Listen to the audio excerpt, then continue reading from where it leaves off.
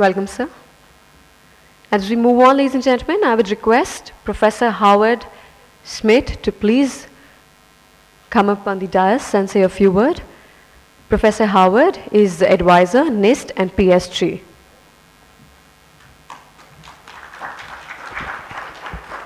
Thank you very much. And after Admiral Sinha's eloquent comments, I'm not sure I can add more to that, but I will try. Once again, it's indeed a pleasure to be back once again. And as I've watched the evolution of security over the past almost 8 years, and I think that I've been coming to India regularly in the area of information security, there's some observations I'd like to provide, if I may. First, thanking Owasp and Securitybyte for inviting me and inviting all of you to participate, because it's vitally important, particularly coming from India, that we do security right. And obviously you know that, and I'll explain more why in a moment. But there's one other thing I want to comment on before I get into my formal comments, if you would. And that's the tagline about the DNA of security. You know, because I find it really interesting. About 3 years ago, we had a big discussion in the area of computer forensics and how we're going to deal with this and how can we tell what machines are doing what. And someone used that comment about the DNA of a computer system. And when you think of the complexity of the systems we have now, there was a reason why these things are called personal computers and PCs. We did a test. We took 5 computer systems, brand new, literally out of the box. We did a hash across the boxes of all the files and everything, and although I'd say 99+% of the results were identical, there was a little bit different in each one of them. And so when you start looking at the distinctive part of the DNA, of regular DNA of humans and animals and biological functions, and you apply that to the computer systems, you can see the challenges I think we all face when it comes to trying to secure, just like we'd be trying to develop a single vaccine for one individual malady of some sort that affects everybody in the world. It's virtually impossible. So I congratulate whoever came up with that DNA comment, because I think it's vitally important. Now my formal comments. One, when we start looking at the whole space of information security, it's changed dramatically since 1994, when the internet as we know it today reached the masses. 1994, of course, was the advent of the web browser. People that were not in technology, like many of us, said, oh, gee, this is neat. We can do things like read news online. We could hear about all these true things that have occurred. Because you realize, remember back in the early days of the internet, if you found it on the internet, it was true. No matter how outlandish it was true. Now, we've come a long way since then as well. But when we start talking about the internet, most people relate it back to the World Wide Web. But when those of us who have been in this business for a long time, recognizing it's the underlying IP-based technologies that make it what it is. You know, the Admiral talked about the communication systems on ships, communications and satellites, our ability today to use mobile devices. We start looking at some of the advances in the medical field. Now, I want to make a quick comment about that. I was recently reading some research on having IP-enabled pacemakers for heart patients. Now, fortunately, I don't have a pacemaker, and hopefully I'll never need one, but those that do, I think it's a wonderful thing to have a pacemaker that's internet-enabled, IP-enabled, to where if there's a problem, your doctor gets a little pop-up on their screen or an alert on their mobile that says, you know, Alok or Anish or somebody needs an extra volt to keep them going today because their heart's not doing the right thing. I think that's wonderful.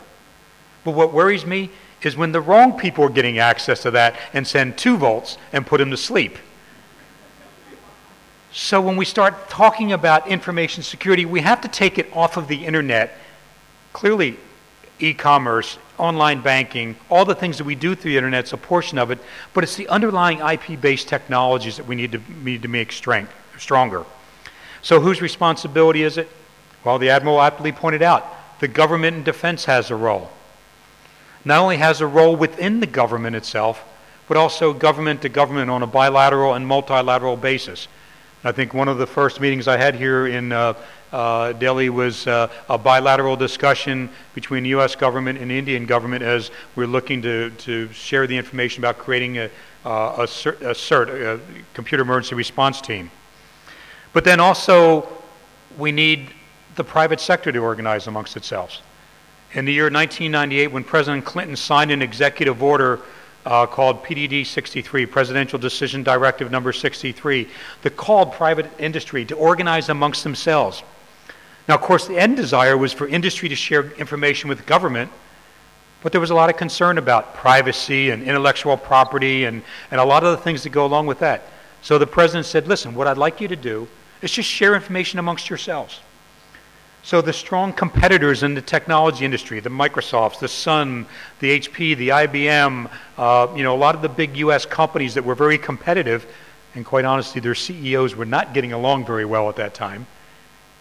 The security people, we all got together and we created this ISAC, Information Sharing Analysis Center, where we were sharing information about vulnerabilities, threats, and best practices. And I think we should never forget the best practices component of this as well. And then, of course, what cannot be overlooked, and that's the private-public portion of it. When you look at economies where a vast majority of the resources that fall into the category of critical infrastructure protection are owned and operated by the private industry, that they have a relationship with the government to provide the government services using this wonderful technology, but the government doesn't own it. Of course, much of my career was in defense and law enforcement, so I'll put it in that context. And once again, not to draw the Admiral into too much of my conversation, but his presence here is very rewarding because it would be like taking a battlefield, whether it's on the high seas or it's on the ground, and telling the commanding admiral, the commanding general, that you've got to fight this battle, but you only get to see 15% of the battlefield. That's what we're looking like when we look at the role of private industry versus the role of government. Government only has a small visibility. And then when we start looking at the other role of government, I can't help but talk about the issue about law enforcement and defense. In the early days of my career, many of the criminal hackers that I was involved in that I interviewed, their perspective was, I'm doing this because it's fun, but I'll never get caught. Because the security people don't know how to deal with this. The government sure doesn't know how to deal with it. Law enforcement doesn't have the resources or the training to do the things. So what's to stop me from doing it? Well, clearly that's changed. The criminal hackers that we saw 10 years ago are far different than the ones we see today. Money is a major motivation now. The greed, the criminality. The assistant director of the FBI for cyber was at a meeting I sponsored a little over a week ago now. And he was talking about the organization of these people and the fact that they've been successful in making arrests. And it's not that they've been successful making arrests because they're throwing more resources at it, because they're getting better cooperation from private industry. In this particular case, the hackers were ranging from Cairo to Brussels to Bucharest to New York to San Francisco.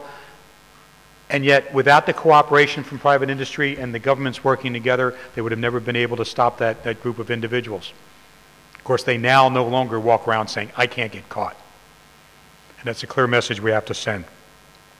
The other thing I want to take a moment and talk about is the proactive as opposed to reactive. We have spent a number of years being very reactive.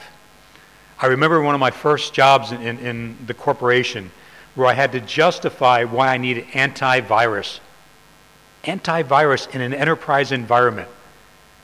And I was told, it's too much money, we're not going to do this.